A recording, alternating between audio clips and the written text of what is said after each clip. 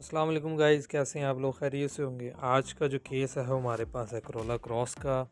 इसके अंदर wheel speed sensor का कोड आ रहा है, लेकिन इसमें एक ख़ास किस्म का इशू ये है कि ये प्रॉब्लम आम गाड़ियों की तरह नहीं है। जैसे कि नॉर्मल गाड़ियों के अंदर व्हील स्पीड सेंसर का कोड आ जाए और गाड़ी हम वायरिंग चेक करते हैं, जो भी है वो ठीक हो जाती है, लेकिन इसमें ऐसा नहीं है। इसमें प्रॉब्लम इस तरह का है, जैसे ही इसके अंदर ये वाला C1406 का कोड आता है तो क्या होता है कि गाड़ी के अंदर प्रॉब्लम आ जाता है, एबीएस की लाइट ऑन हो जाती है। लेकिन लाइट ऑन होने के बाद गाड़ी को हम ड्राइव करते हैं तो 2 दिन 3 दिन 4 दिन के बाद फिर दोबारा लाइट ऑन हो जाती है और गाड़ी के अंदर प्रॉब्लम दोबारा अपेयर हो जाता है। तो इस सूरत में इस तरह के केसेस के अंदर हमने क्या करना है, हम आपको इसमें बताएंगे। तो आप भी वीडियो के साथ जुड़े रहें और हम आपको एक प्रॉपर वे बताएंगे जिस तरह इस तरह की प्रॉब्लम्स को कैसे रिजॉल्व किया जाता है। तो इसमें हम जो है ना एक प्रॉपर मेथड को लेके चलेंगे। ठीक है, इस तरह के कोड को सबसे पहले प्रॉब्लम्स को हम कहते हैं इंटरमिटेंट प्रॉब्लम्स है।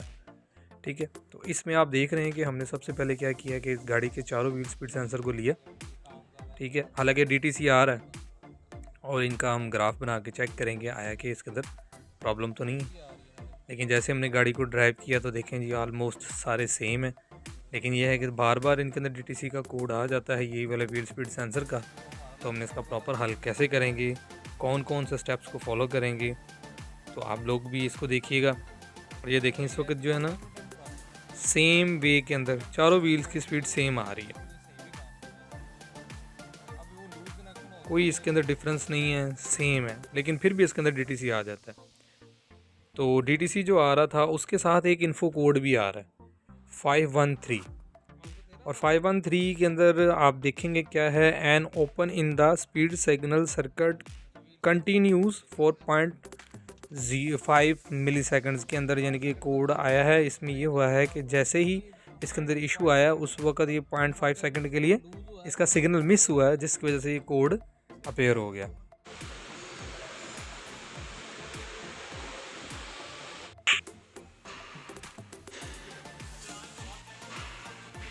व्हील को रिमूव करने के बाद सबसे पहला जो स्टेप ये होता है कि हम सबसे पहले सेंसर को फिज़िकली देखेंगे, आया कि वो कनेक्टेड है, अपनी जगह पे सही बैठा हुआ है।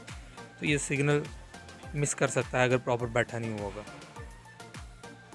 अब हम कहते हैं कि इसके सेंसर को खोल के इसको चेक करेंगे फिज़िकली कि इसके अंदर प्रॉब्लम तो नहीं, डैमेज तो नहीं है, या कोई फॉर्ज एंड पार्टिकल्स भी हो सकता है यहाँ पे जो कि सिग्नल मिस होने की वजह बन सकता है। सेंसर को रिमूव करके देखते हैं, डैमेज तो नहीं है, किसी किस्म का कोई डैमेज नहीं है, लेकिन डस्ट वगैरह है। हम इसको क्लीन करेंगे।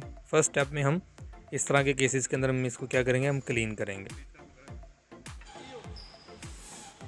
सेंसर की क्लीनिंग करके उसके बाद हम ये करेंगे, जहाँ पे ये सेंसर बैठता है वहाँ पे हम अंदर की तरफ स्प्रे करेंगे ताकि कोई मेटल पार्टिकल ऐसा ना हो जो कि सिग्नल के अंदर डिस्टर्बिंग कर रहा हो।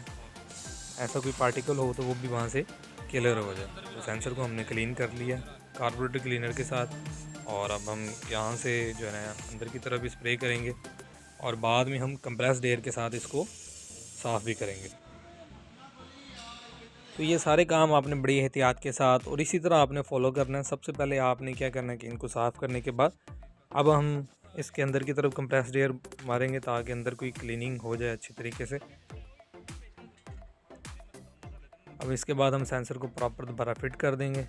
फिट करने के बाद हम अगले स्टेप के ऊपर ये जाएंगे, इसकी वायरिंग को चेक करेंगे। वायरिंग में सबसे पहले व्हील स्पीड सेंसर के ऊपर एक कनेक्टर आता है, उस कनेक्टर को देखेंगे कि उस कनेक्टर के अंदर कहीं पानी या कोई डस्ट या उसकी कोई पिन वगैरह डैमेज तो नहीं होगी जिसकी वजह से, या उसकी वायर वगैरह डैमेज तो नहीं हुई, या लूज़ पिन तो नहीं है जिसकी वजह से ऐसा प्रॉब्लम आए। ये हम इसकी वायरिंग को इसके पीछे से निकालेंगे जो कि शील्ड के नीचे है। वायरिंग वैसे फिज़िकली कहीं से कटी हुई या कहीं से मिस नहीं है, कि ऐसा नहीं है कि कहीं से वो किसी चीज़ की वजह से डैमेज हुई हो, ऐसा कुछ भी नहीं है। अब हम शील्ड को रिमूव करके नीचे से उसका कनेक्टर निकालेंगे। ये जी कनेक्टर है इसका, फिज़िकली कनेक्टर के ऊपर तो ऐसा कुछ भी नहीं है कि डैमेज हो। फिर हम कनेक्टर को डिस्कनेक्ट करके इसके पिन्स की इंस्पेक्शन करते हैं। पिन तो फिज़िकली बिल्कुल ठीक लग रही हैं, ये मेल साइड भी ठीक है, कोई रस्ट या कोई पानी के सिम्टम्स इसके अंदर नहीं है। लेकिन फिर भी हम क्या करेंगे, इस कनेक्टर को इसका कवर उतार के हम इसकी पिन्स को दोबारा रीटाइट कर देंगे। ये हमने कवर खोल दिया था, निकालने के बाद हमने इसके पिन को दोबारा टाइट किया स्लाइटली। ठीक है। टाइट करने के बाद इसको दोबारा कनेक्ट करके फिर आगे चलेंगे। तो ये इसका लॉक है, इसके लॉक को दोबारा इंसर्ट करना लाजमी रखिएगा। ये गाइड होता है बेसिकली, ताकि आपकी पिन जो है ना इन अलाइन रहें। अगर ये गाइड निकल गया तो पिन्स आपकी टेढ़ी हो सकती हैं और डैमेज हो सकती हैं।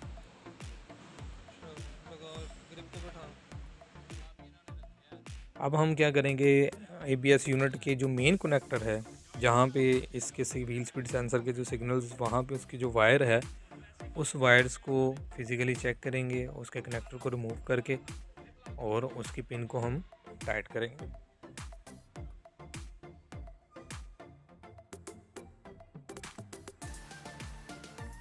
कनेक्टर को रिमूव बड़े एहतियात से करना है। इसका लॉक है, इसके लॉक को बड़ा स्लाइटली ऊपर से दबा के पीछे की तरफ करेंगे तो पूरे का पूरा कनेक्टर डिसकनेक्ट हो जाएगा। अब हम ये करेंगे, इसका ऊपर वाला कवर भी निकाल देंगे। As per pair manual wheel speed sensor से यहाँ से लेके यहाँ तक इसके 2 वायर्स आ रही हैं। A48 इसका कनेक्टर है, इसकी 32 और 31 नंबर पिन है। ये जो हमारे फ्रंट व्हील स्पीड सेंसर से जो सिग्नल आ रहा है लेफ़्ट साइड का, जो कि कोड आ रहा है, हम उसी के मुताबिक इसकी पिन्स को टाइट करेंगे। इनकी पिन्स को बड़ा स्लाइटली आपने टाइट करना है, जैसे हम नीचे वाली पिन्स को टाइट किया था। अब हमने इसकी पिन को टाइट कर दिया। टाइट करने के बाद हम दोबारा इसके कनेक्टर को लगा के और गाड़ी को हम चेक करते हैं। पहले तो हम गाड़ी कस्टमर को दे देंगे और 3-4 दिन के बाद जैसे कि प्रॉब्लम आता था उसको दोबारा चेक करेंगे। तो नाज़रीन, हम दोबारा इस गाड़ी को चेक करेंगे। तो 4 दिन के बाद गाड़ी दोबारा हमारे पास आई है, लेकिन इसके अंदर कोई प्रॉब्लम नहीं आया। लेकिन हमने क्या किया कि एहतियातन इसको कंप्यूटर लगा के इसका रोड टेस्ट किया और उसको चेक किया है। इसके तमाम व्हील स्पीड सेंसर के सिग्नल्स दोबारा जो है ना सेम आ रहे हैं, किसी किस्म का कोई प्रॉब्लम नहीं है। असल में ये लूज़ पिन थी जो कि हमने टाइट कर दी और इस तरह ये प्रॉब्लम रिजॉल्व हो गया। इस तरह के कोड्स को इसी तरह ही हैंडल किया जाता है। तो उम्मीद करता हूँ आपको ये वीडियो पसंद आई होगी। इस तरह के मज़ीद वीडियो हासिल करने के लिए हमारे चैनल के साथ जुड़े रहें और हमें दुआओं में याद रखिएगा। अगर आप नए हैं चैनल के ऊपर तो सब्सक्राइब ज़रूर कीजिएगा और वीडियो को शेयर और लाइक भी ज़रूर करिएगा। दुआओं में याद रखिएगा। अल्लाह हाफिज़।